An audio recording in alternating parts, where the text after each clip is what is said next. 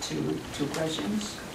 And would you please comment on recent homegrown terrorist attacks? And recently we have seen quite a few failed terrorist plots in the United States. What behind this?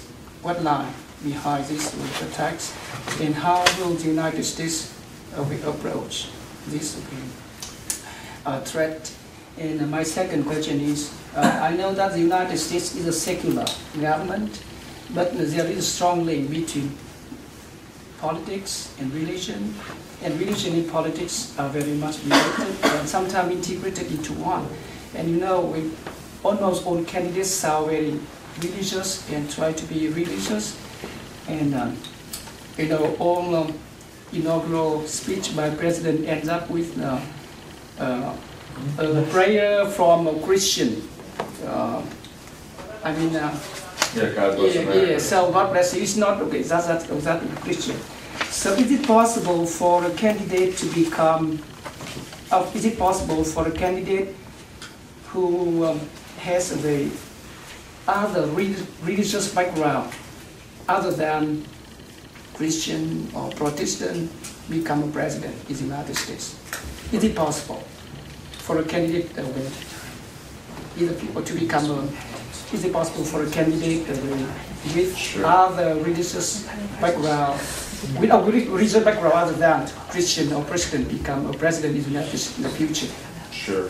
Well, in the future, let me do number two, then number one. The answer is yes, theoretically, in the future. The answer in the short term is no way. It just won't happen. It took 200 years for black to be first president. Yeah. No. I'm just being honest.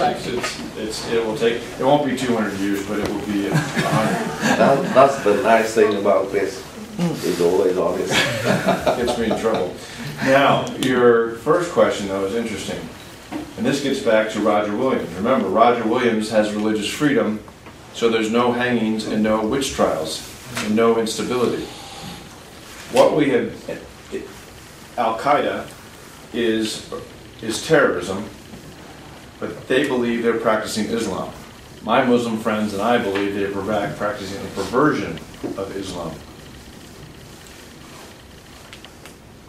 It doesn't matter what I believe, in this regard it matters what they believe. And when you crush a religious movement, when you crush a religious organization, if you don't kill it entirely, you create a movement. And that's what we've done. We have crushed Al-Qaeda, the structure, only to create a movement, which is more dangerous. And now you have the phenomenon of self-radicalization, which is to say, Muslims worldwide, but especially in America and Europe, they don't have to be recruited. They can just go to the internet. And now you have American Somalis from Minnesota going to Somalia to fight for Shabab. You have American Virginians from my home state going to be in Pakistan. And it goes on and on. You have this guy from Southern California who's now a radical cleric in Yemen. How is that possible? Well, they did not feel like they received respect in our culture. That doesn't mean they're right, but that's what they felt. And now they're trying to live out that disrespect.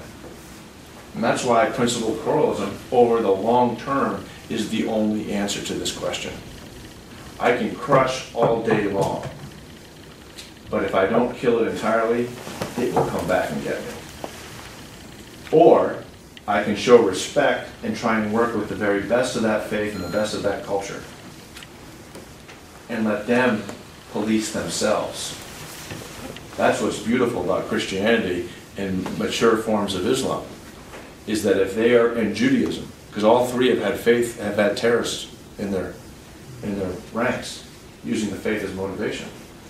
They will police themselves. They will say, hey, that's not real Christianity. That's not real Islam. Look at the pastor in Gainesville, Florida, who was going to burn the Quran on 9/11. We, and I especially, were part of a network of people that came out and made sure there were press statements before and said, that is not Christianity. We don't burn books. Nazis burn books. We're not Nazis. They have a right to do that, but we have a right to do it, John Locke, but we also have the right to show respect for our neighbors and fellow Americans. And so he backed off at the last minute because people went and talked to him. And they didn't make a political argument to him. They made a religious argument to him. And that's the key. Another one of the things we say at IGE is only the best of faith defeats the worst of religion. Only the best of the principles of the faith defeat the worst of an ideology that sometimes results. When I'm up, another bumper sticker we say that I learned up in the northwest of Vietnam in Lai Chau, because you have a movement up there called Chow Pha, and then you have the Dega in Central Highlands. Both of them claim religion to validate their political desire to separate. Nobody will tolerate that. But how are you going to defeat them? The more theologically trained pastors you have, the more likely you will have good citizens who practice their faith the best way. But what happens if you have no education and no theological training? You have a person with a 5th grade education who listens to Chow Pha and he gets a few dollars. Oh, I think I'll go with that. I believe in the money.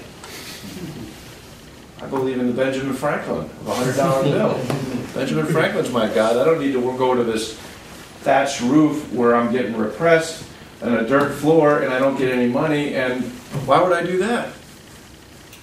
So there's real rational choice going on. And so that's what I learned up in the Northwest is what we really need there is a seminary. Long term is a seminary to educate the Hmong. Because the Hmong are uneducated. I'm not blaming anybody, but we all have minorities, Native Americans here, uneducated, who are more likely or susceptible to ideology because they're not educated.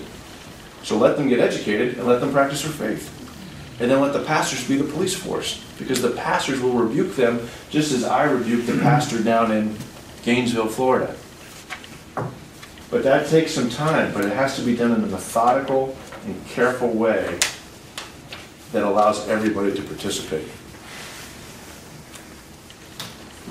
So that's a great question. And by the way, this is not unique to Vietnam. I mean, China has the same issues, Laos has the same issues, Burma has the same issues. How the world chooses to deal with ethno-religious minorities in mountainous border regions is going to be one of the key characteristics of the 21st century. Because it's not just about whether their faith or whether they might be repressed within inside boundaries. It's where do they turn to? They turn to the drugs so they can get money, and with the drugs comes the HIV, and with the HIV and the drugs comes the prostitution. And then the sex trafficking. Everybody loses. Everybody.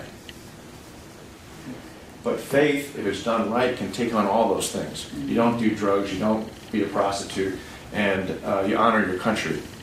You honor the government that's appointed over you. That's in the Bible, by the way. Romans 13, 1 Peter, 2 Peter, it's there. Those are things that can assist in a thoughtful process.